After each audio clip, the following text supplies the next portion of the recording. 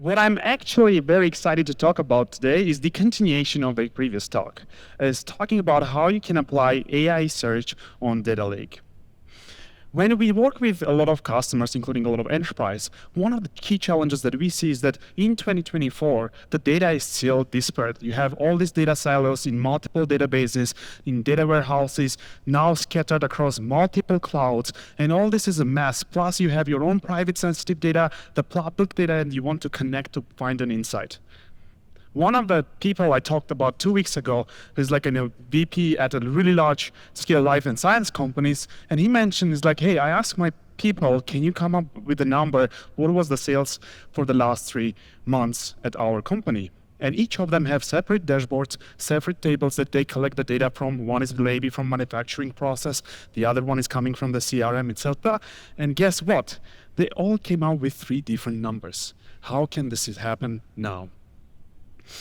And one of the ways is like, what if we can actually connect large language models into all your large enterprise organizational data? What if it can actually understand expert level, your own language and the insights and bring it back to you? What if we can scale this solution to a billion scale documents, images, video, audio, and be able to interpret these results? What if we can have the system end-to-end learnable? Let me show you how. So what we have today is the Active platform, which is what we're going to release soon to all our customers. Here, what I'm doing is actually taking a dataset from AWS. I already have pre-configured my AWS credentials with our system, and I'm ingesting the deep lake dataset, connecting actually it's already there on S3. I have another dataset that is on Azure Blob Storage, and I'm adding raw ImageNet, which is this 1 million radiology image scans all together. And currently, there's one question I'm interested to ask is, can you summarize recent breakthroughs in edema brain research? So what is happening behind the scenes is that now my ChatGPT or the GPT for the language model itself has access to my enterprise data and can automatically figure out that it needs to run a search across the OpenAlex dataset, which is about 130 million all scientific articles published ever so far, bring back me the results and give you the final answer with citations. So far, nothing fancy. I think you have all seen this. Nothing is surprising. But what if I ask you, actually, can you correlate this research findings with the radiology images? So what's happening now behind the scenes is the agent is realizing that it needs to pull out the data from the second data source, which we have on Azure, and bring back the final answer. But here, the data is actually images. So it's actually going to use visual language model to understand what's inside the data and give back me the final answer here. So here we can see that it did actually 2 queries to the raw ImageNet dataset and running this step by step in an agentic fashion and bringing back me the final results. And here we can see the final answer now with images pulled over from the dataset, including going through the GPT vision. All this sounds cool, but what if I want to see how does this apply to my, or like just patient, these research findings, let's say. Apply to the patient data. So what it's trying to do now is to actually search across all, again, scientific papers, bring it back, but now it's like trying to look for patient reports for the brain edema research. And it's like still looking for that data, still can't find out. And then what it finds is, all right, I forgot to upload the data. Yes, correct.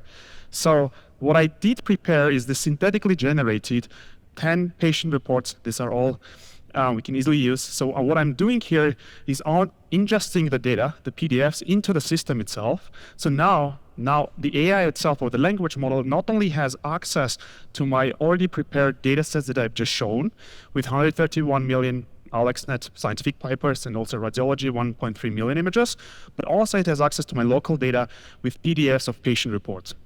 And one of the key differences here, we are doing very differently than it used to be. There is no any OCR pipeline to process these PDFs.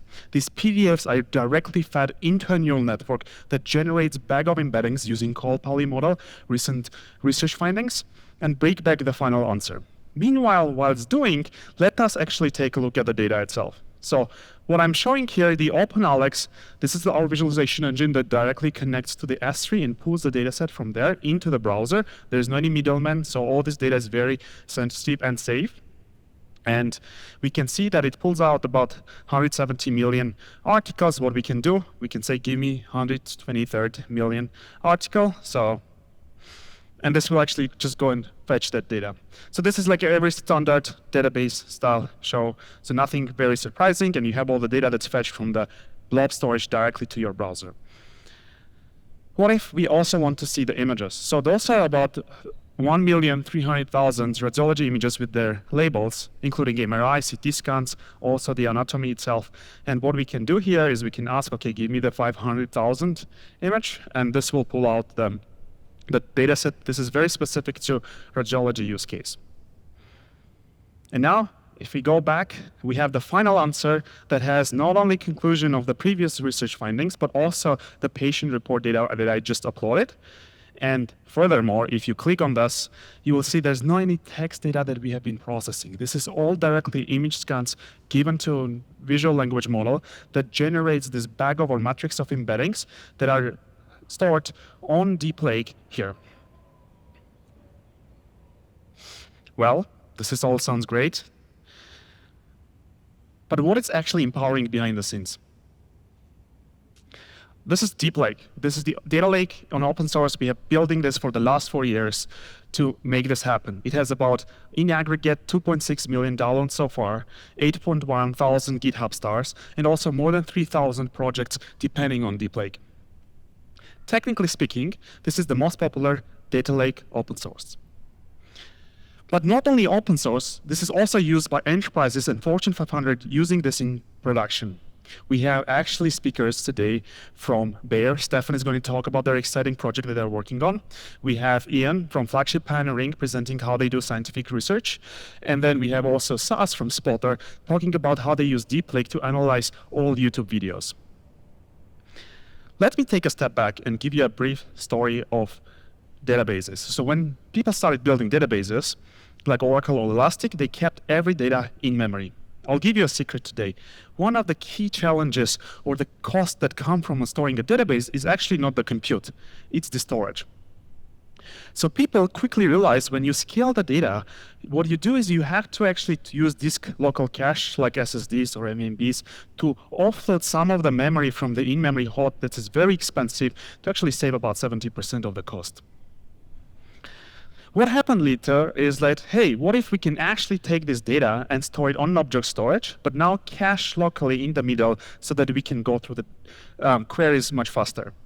And that's where you got all these data warehouses, lake houses spawn out with 5 times cost efficiency, enabling use cases such as analytics. This has been great for the last 10 years, but can we do even more? And today, one of the key things is that can we actually take the index itself and put it on the cold storage, making it super cost efficient to run those queries for the future AI agents. And what can this happen? So what? Like this can actually 10x make it more cost efficient to run the database, the data storage that you're running. And today, I'm very excited to announce that we made this possible at ActiveLoop by introducing Deep Lake version 4.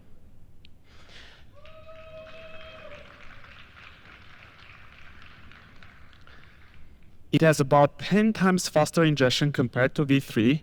It can run under-second queries of 250 million vectors at scale, and it has 25 gigabit per second streaming from the storage to the either CPUs or GPUs to run AI inference or training of your own models. And more than that, it's multi-modal, very simple, without any dependencies, no cache in the middle, and also giving you both async and sync APIs with concurrency. And the concurrency is with eventual consistency that you can run workloads at the same time on hundreds or thousands of machines writing this to the dataset. That sounds exciting, but so what? So let me actually talk about the continuation of the high level of what we are here today for, is the RetrieveX conference.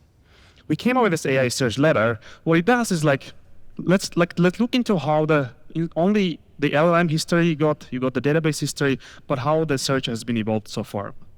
So all started with lexical search. You are familiar with this. You just take a keyword, you give it to Google, and gives you top 10 blue links. And that's what lexical search is doing basically with an index on top of the text data.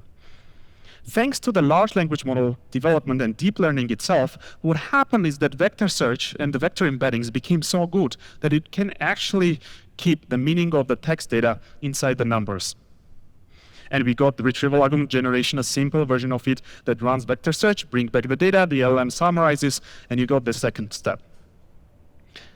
Furthermore, what we saw is that now you can use agentic operations on top of the search data and bring back this kind of the verified answer with citations, with a lot of tools being used like text to SQL to bring back the data, all you have seen today in the demo.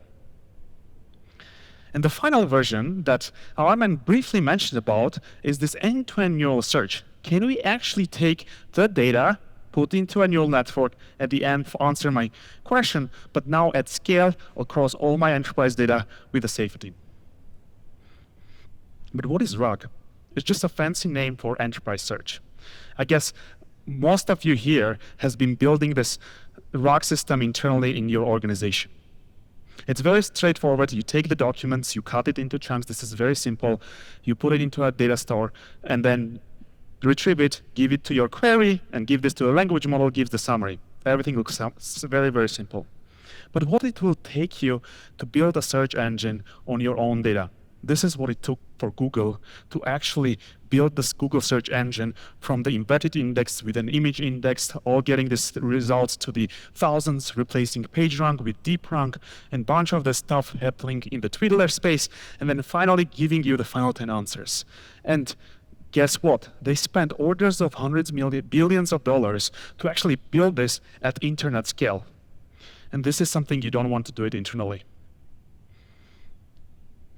And this is what we achieved so far today, is that we showed you can take these 3 different modality datasets, give and store this on an object storage, where the index now is not on the compute layer, but also actually it's on storage level, making it 10 times more cost efficient. That's like you will have done this in memory. Of course, trading off the latency here. But one of the key insights, what does this enable us to do more? One of the key challenges is to increase the context of the language models is actually the storage cost. It becomes prohibitive to store all the internal tensors inside the neural network to cache your prompt or cache your data so they can answer. What we are enabling here is that if we can trade off 10x cost efficiency with 30 times more storage per single data point, we can actually enable these use cases to work. You can store the neural network cache inside Deep Lake, very cost efficiently retrieve it, and then give this to the final answer. And this is what we showed today with the PDFs. They have been processed with called Multi-Modal, generating the bag of embeddings that is 30 times more storage than just the usual embeddings that you see on the second one, and then giving you the final answer with the agentic iterations on top to make sure that data that we provide is verified.